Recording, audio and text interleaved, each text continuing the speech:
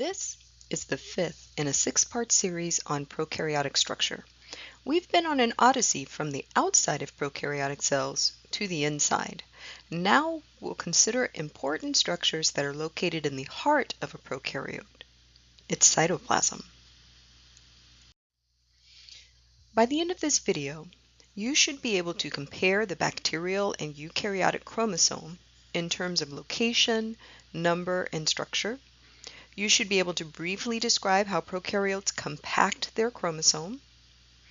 You should be able to compare ribosomes and protein synthesis in prokaryotes and eukaryotes. And finally, you should be able to describe the function, characteristics, and production of endospores.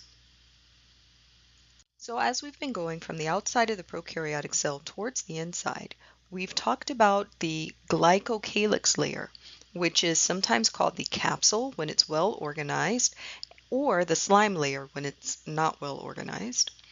Then from there we went to the flagellum, which was a structure for motility, the fimbriae, which are structures for adhesion, and we also talked about pili, which are not depicted here, but you know they have a variety of functions. They are used in motility, adhesion, and they can transfer DNA. Interior to that, you have the cell wall, which you now know is made up of peptidoglycan. And interior to the cell wall, you have the plasma membrane. Now, just inside the plasma membrane is the cytoplasm. So the prokaryotic cytoplasm is a thick, gel-like substance that's located inside the plasma membrane. And as you'll remember from your bio, it's composed of cytosol, which is the semi-liquid fraction, containing mostly water, but also dissolved organic and inorganic molecules. So you'll have things like proteins, carbohydrates, lipids, nucleic acids. In the cytosol, you also have dissolved nutrients. The other part of the cytoplasm consists of the organelles, and your prokaryotes only have one true organelle, and that's the ribosome, which is represented in orange here. In addition to the ribosome, you have a protein-based cytoskeleton and inclusions. But let's start with DNA. The first thing that you need to know is that prokaryotes and eukaryotes have differently organized chromosomes. Prokaryotes have a chromosome that's about 1 millimeter long, and it's organized into a circle. And they only have one of these. It contains all of their essential genes. In addition to that one circular bacterial chromosome with all of the essential genes, there are sometimes small extrachromosomal circles called plasmids. Remember, we talked about these. They have non-essential genes on them, and usually less than 30 genes, so they're, again, pretty small. So if you look at this diagram here, the green circle in the middle represents the bacterial chromosome, and then these little red circles would be the plasmids. Bacteria can have tens to 100 of these little plasmids. Eukaryotes, on the other hand, instead of having a circular chromosome, they have a linear one. So if you think about yourself as an example of a eukaryote, you have 23 pairs of chromosomes, and we always draw them like a line, right? Well, that's because you have DNA, a DNA strand, a long linear piece of DNA. And each of your chromosomes has a pair. So if you look at this figure here, these two are a pair of the same chromosome. They have basically the same shape. And by denoting one as green and one as red, you know that they're coming from two different sources, presumably mom and dad. So this is true for almost all of your eukaryotes. They have these linear paired chromosomes. Some eukaryotes will also have plasmids, but they tend to be the unicellular fungi. Replication of prokaryotic cells is most commonly through binary fission, but not always. I'm expecting you to know binary fission. In binary fission, one cell grows larger and then it splits itself in half to form two cells. Eukaryotes do mitosis and meiosis. Now, because your prokaryotes have this one circular piece of DNA, they only have one copy of every gene.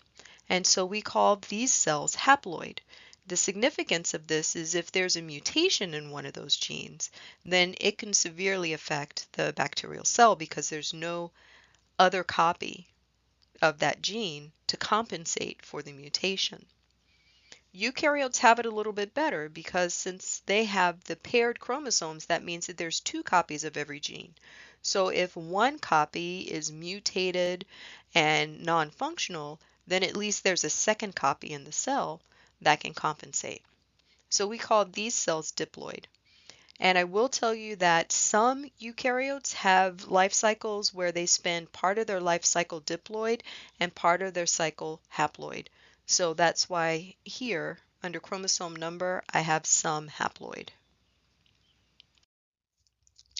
The DNA in your prokaryotes is located in the nucleoid. So remember, the nucleoid is just this area of the cytoplasm where compacted DNA tends to be found. The DNA is, by the way, attached to the plasma membrane in at least one place, but other than that, it basically floats in the cytoplasm in the nucleoid. Eukaryotes have their DNA parsed into the nucleus, which remember is a membranous bound sac that has all of the essential chromosomes for the eukaryote. But there's also some DNA that's in the mitochondria and chloroplasts as well. Chromosome compaction. How do you get 1 millimeter of DNA into a cell that's microscopic? Well, if you're a prokaryote, you're going to loop that bacterial chromosome using special DNA binding proteins, and then you're going to twist those loops, kind of the way that if you twist a phone cord, it curls up and rolls up on itself, or if you have a rubber band and you roll it along a table, it kind of curls up on itself.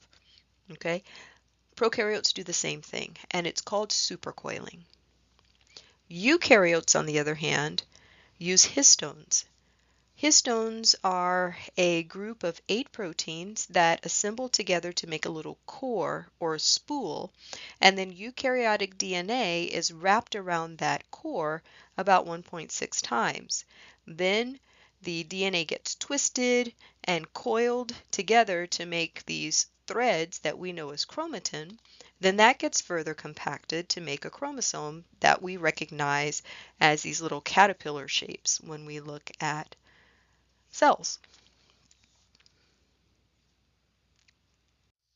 So in this representation of a prokaryotic cell, the dark blue or black squiggles that you see here represent the coiled bacterial chromosome or archaeal chromosome. Ta-da! This is what it really looks like. So this is an electron micrograph image of a prokaryotic cell. And you can see that there are two colors in this image. You have the dark gray outer image. This is the basic cytoplasm where you're going to find the ribosomes, the dissolved nucleic acids, proteins, lipids, etc., and the cytoskeleton. Here in the middle, this light gray area, this is where the DNA would be located. This is the nucleoid. So there's 1 millimeter of DNA that gets twisted and compacted to fit in this space in your prokaryotes. Now would be a good time to pause this video and take a minute to look at the DNA compaction in prokaryotes link in your lecture videos folder. After you've watched that video, watch the video on DNA compaction in eukaryotes and compare the two. In the eukaryote video, you should see DNA getting wrapped around histones. Notice that in your prokaryotes, there are no histones. Instead, you have supercoiling. DNA is important, and so are proteins. So it turns out that DNA synthesis is slightly different between your prokaryotes and eukaryotes, starting with the ribosome. Your prokaryotic ribosome is a bit smaller and less dense. It has less mass than a eukaryotic ribosome, and this is in part because your ribosome is a complex made up of RNA and proteins. Your prokaryotic ribosome has fewer RNA strands than a eukaryotic one. So this makes it a little bit smaller. We call the prokaryotic ribosome the 70S ribosome. Eukaryotes have a little bit larger ribosome. It has a little bit more mass. It's a little bit more dense. So it's designated the 80S ribosome. And that S stands for Svedberg unit. It talks about where these molecules migrate when we take a lysate from a bacterial cell and spin it really, really fast in an analytical ultracentrifuge. Now, because prokaryotes don't have a nucleus, that means that transcription and translation can happen simultaneously. Remember, transcription is the process whereby a protein called RNA polymerase reads a DNA gene and then it synthesizes a messenger RNA. Translation happens when a ribosome assembles on that messenger RNA and it starts making protein. Again, because the DNA for a prokaryote is in the cytoplasm, both of these steps can happen at the same time. For your eukaryotes, on the other hand, transcription happens in the nucleus because that's where your DNA chromosomes and DNA genes are located. After messenger RNAs are synthesized in the nucleus, they wiggle their way out of the nucleus via nuclear pores and they go into the cytoplasm. There, ribosomes assemble on that messenger RNA and synthesize protein in the cytoplasm. So you have to have transcription first and then translation. So we say that protein synthesis is sequential for your eukaryotes. One other thing that's on this slide that I'm just going to mention briefly, but we'll look at more when we do when we talk about microbial genetics, is that the messenger RNAs produced in eukaryotes have to be chopped and pasted. We call it splicing, whereas in prokaryotes it doesn't. The reason for this is eukaryotic genes have little sequences interspersed in them called junk DNA sequences. It's really not junk, it's just a DNA sequence that's not needed for making a specific protein. So those little junk DNA sequences have to be cut out, and what's left over gets pasted together to make a protein. Again, we'll look at that in a later chapter, but it's just, I'm only mentioning it here because it's on the table that's in your course space. But let's look at the ribosome for your prokaryotes. In this diagram, the ribosome is represented by these orange spheres that you see all over the place. Lots of ribosomes means ribosomes are important in order to synthesize lots of proteins to support the life of these cells. Now let's talk about the prokaryotic ribosome. The prokaryotic ribosome is designated the 70S ribosome, and it's composed of two subunits. The large subunit here in blue, which is called the 50S, and the small subunit here, which is called the 30S. And when a gene is getting transcribed to make a messenger RNA, both of these subunits, which are normally apart, assemble together on the messenger RNA. So in this particular figure, the red here is the backbone of a messenger RNA. So they assemble together, bringing tRNAs close to the mRNAs so that translation can happen. Together, when these two subunits are assembled together, that's when you get the 70S. And 70S comes from the way that we measure the approximate size of these ribosomes. Ribosomes are largely made of RNAs and proteins. So in this figure, you can kind of see the light blue squiggly material like this. Those are the RNAs. You've probably heard of ribosomal RNAs. Well, these are what we're talking about. You can also see here in the small subunit, we have ribosomal RNAs as well. They look a little bit like churros, for lack of a better description. And then kind of the green and blue that's packaged around them, that's the protein part. Now, the 70S ribosome is specific to prokaryotes, and it's a bit smaller, a little bit less dense, and has less mass than the ribosome that eukaryotes have, which is called 80S. The structures of the ribosomes are slightly different even though the functions are the same and how the functions are performed are the same. The reason why this is important is because certain antibiotics like tetracycline, erythromycin, azithromycin, streptomycin, they all target some aspect of the 70S ribosome and its assembly on messenger RNAs during translation. So all of these antibiotics disrupt that process so that a cell can't make proteins, and then it becomes growth inhibited and in some cases will die. So I want you to remember that prokaryotic ribosomes are designated 70S and they are structurally different from the 80S ribosome of eukaryotes. Okay, they have fewer RNAs and different proteins. So let's do a little check-in here to see if you're still with me and you're following what I'm saying. Which of the following is a characteristic of prokaryotic cells? Is it that they use histones to compact their DNA? Is it that they have ADS ribosomes? Or is it that they may or may not have cell walls? Did you say they may or may not have cell walls? I hope you did, because that's the correct answer here. Remember that small bacteria like the mycoplasmas don't have a cell wall, whereas larger bacteria do. And when it comes to your archaea, they may or may not have cell walls as well. If they have a cell wall, it's made up of that pseudomurine, kind of like the not quite peptidoglycan, like a fake copy of it. So good job if you got number 3 as your answer. Many prokaryotic cells store excess nutrients as structures called inclusions in their cytoplasm.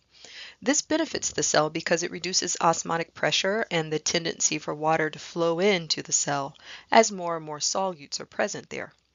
This slide shows some examples of inclusions that we find in prokaryotes. First of all, I hope you'll notice that we have phosphate here. Phosphate is important to store because it's a component of ATP, as well as a component of DNA and nucleic acids. So it's helpful for a bacterial cell to have reserves in case there's no phosphate out in the environment. As long as it has those reserves, it can still make ATP and survive. Other types of energy-related reserves include polysaccharide granules, lipid inclusions, and sulfur granules. Carboxysomes are inclusions that we find in photosynthetic prokaryotes. These are accumulations of an enzyme called ribulose 1,5-diphosphate carboxylase, and it's important in photosynthesis. Not all inclusions, though, are related to energy production or storing nutrients. Some prokaryotes actually store gases in gas vacuoles. These are kind of protein-contained cylinders, and this allows the bacteria to adjust their buoyancy and thus the depth that they live in some body of water or in the water column. Magnetotactic bacteria have magnetosomes, which allow the cells to align with magnetic fields, and this helps their motility. So what I hope you get from this is that these are little bodies, little accumulations in the cytoplasm that allow cells to store important molecules that they want to hold on to in case they need them later. Endospores are resting cells. If you watch science fiction movies, then you're probably familiar with the plot where a group of scientists climbs into a spaceship and they're going to another galaxy. In order to get to that galaxy, they have to travel thousands of light years, and so they get into this device called a stasis pod that keeps them in suspended animation. Otherwise, they would never live long enough to see that other galaxy. Endospores are the bacterium's version of that. Think about yourself. If you were a soil-dwelling bacterium, you are very limited in your ability to get resources. You have to rely on resources kind of coming to you. even if you swim, you have to rely on something dying, essentially, near you and decomposing, and then you can help with that decomposition and get nutrients that way. But what do you do if you have to wait years for something to die near enough for you to get the right nutrients? Well, unless you make an endospore, you die. So the process of making an endospore is called sporulation, and the process of coming out of an endospore, that is reanimating, is called germination. So here cells are returning to a vegetative state. So as an endospore, they are basically dormant. They're not metabolizing, they're not growing, they are not doing anything. But in the vegetative state, they do start metabolizing, they start reproducing, they're sensing stimuli in their environment and responding to it. They are doing all those processes that we associate with living cells. We typically see endospore production in gram-positive soil-dwelling bacteria. Two genera of bacteria that make endospores include Bacillus and Clostridium. Endospores are really tough. Scientists have been able to reanimate endospores that are over 1,000 years old.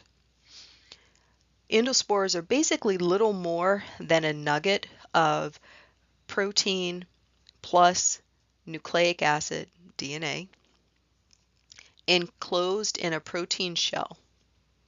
There's very little water inside of it. So these cells tend to be resistant to desiccation or drying out because there's very little water, and then you have the layers of protein that help insulate and keep that water in the endospore. These cells are also very resistant to heat for the same reason, because there's very little water. It generally takes longer to heat something up in the absence of water than it takes to heat it up in the presence of water. Because of the protein shell that's around endospores, they tend to be very resistant to chemical disinfectants, antiseptics, and stains. And then these cells are also resistant to UV light. So UV light makes a specific type of damage called a thymine dimer. We'll talk about it later in the semester. But for now, just know that endospores wrap their DNA around special proteins that prevent the formation of these thymine dimers.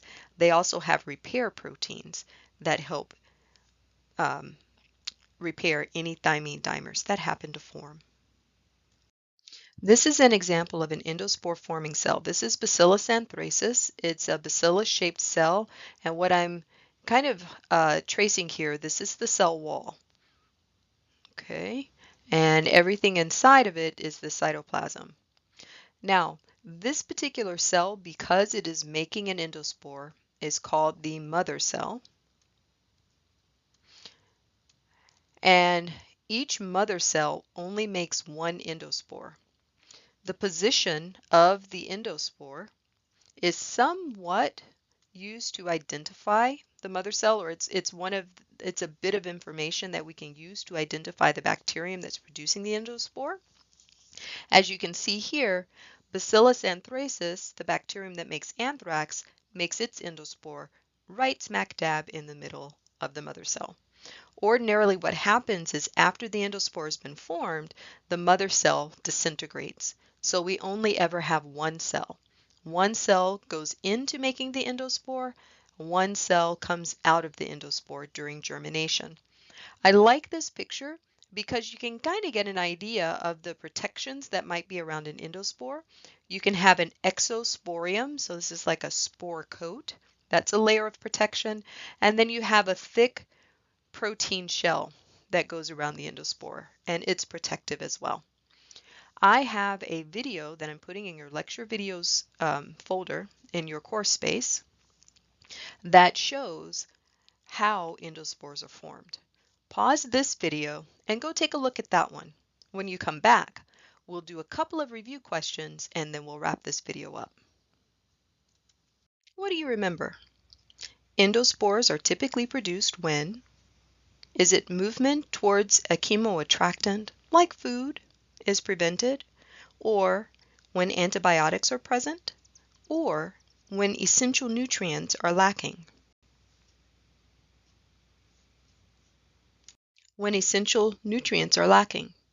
So typically when the bacteria are in an environment where there's not enough carbon, nitrogen, sulfur, or phosphorus, that will cause them to make endospores if they have the genes to make these structures.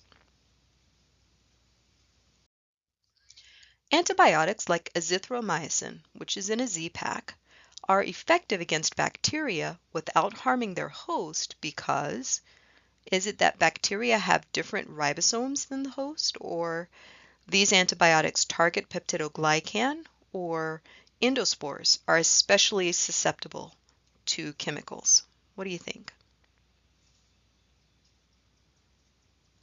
Did you say number one? Well, remember, bacteria have that 70S ribosome and eukaryotes have the 80S.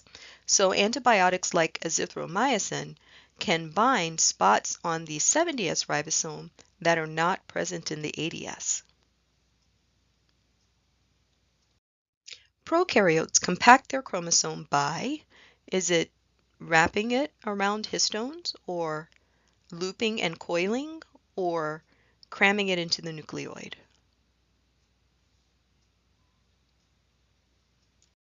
I knew you'd get this one right. Looping and coiling. So in this video, we compared the bacterial and eukaryotic chromosome in terms of location, number, and structure. Remember that your prokaryotes have one circular chromosome, and it's compacted into an area of the cytoplasm called the nucleoid. Eukaryotes, on the other hand, have paired linear chromosomes, and these are going to be found in the nucleus of the cell. We talked about how prokaryotes compact their chromosome in comparison to eukaryotes. Remember, prokaryotes are going to do that looping and supercoiling, and eukaryotes use histones along with lots of coiling. Prokaryotes have a 70S ribosome, whereas eukaryotes have the 80S ribosome. And antibiotics that we use as therapies against bacterial infections usually exploit the differences in the 70S and the 80S ribosome. This is why oftentimes we can take translation inhibiting drugs and we as humans are not harmed, whereas the bacterium can be growth inhibited or killed. Finally, we talked about endospores. We said that they are resting cells. One cell makes an endospore and one cell emerges from an endospore.